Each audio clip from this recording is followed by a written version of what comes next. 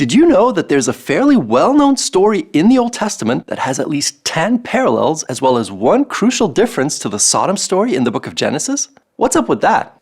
Let's take a look.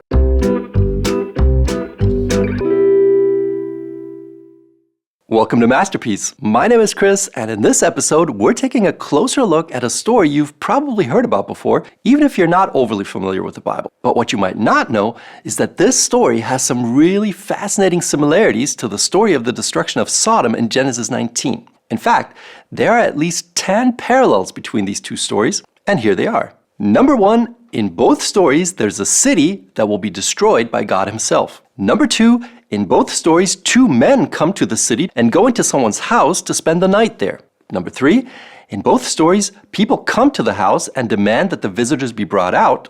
Number four, in both stories, the host tries to save the guests, and in both cases, this is connected to the verb to know. Number five, in both stories, those who come to the house are unsuccessful in their quest. Number six, in both stories, the destruction of the city is expected. Number seven, in both stories, the host is to gather his family. Number eight, in both stories, people are told to flee to the mountains. Number nine, in both stories, the cities are destroyed by divine intervention. And number 10, in both stories, the host and the family of the host survive.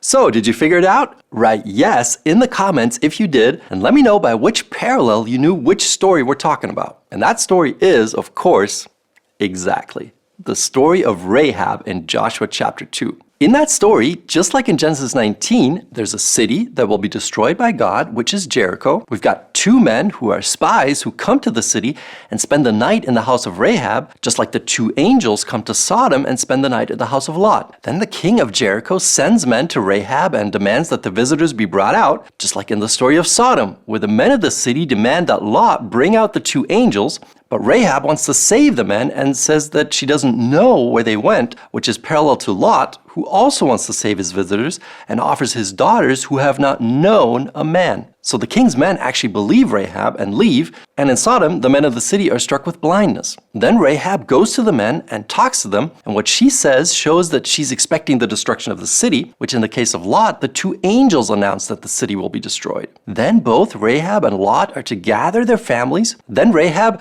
tells the men to flee to the mountains, while in Genesis 19, it's the angels who tell Lot to flee to the mountains. And then, of course, both Jericho and Sodom are destroyed, but the one who hosted the visitors and their families survive. So there you have it, 10 amazing parallels, and probably even more than that. But the big question obviously is, so what? Like, what do we do with this? What's the point? Why are we supposed to be reminded of the destruction of Sodom when we read the story of Rahab? And I think one of the answers is definitely comparison. Whenever you see a connection between two texts in the Bible, that's always an invitation to compare them and to notice what's similar, but also what's different. And especially when it comes to narratives, one of the things you want to compare are people, as in the characters in those stories. So when we do that in these two stories, Genesis 19 and Joshua 2, one of the things that's really interesting in terms of differences is the attitude of the two hosts, which would be Lot in Genesis 19 and Rahab in Joshua 2. I mean, think about it. On the one hand, you have Lot. We know he's a believer, and when the men come to the city, he definitely acts like it. He takes the initiative, he takes the men home, provides for them, tries to protect them.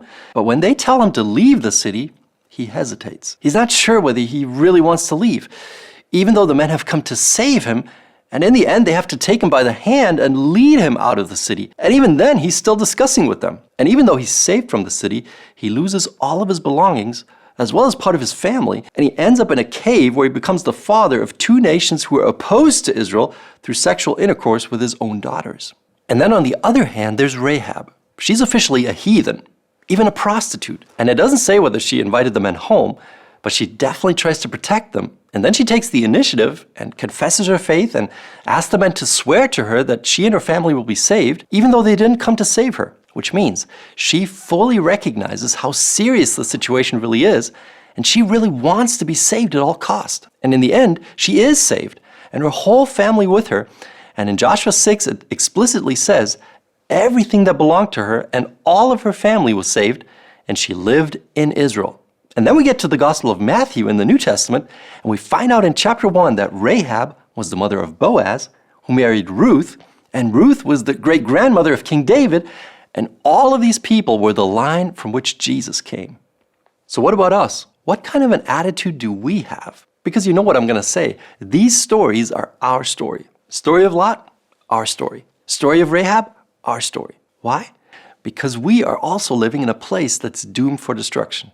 The Bible is very clear.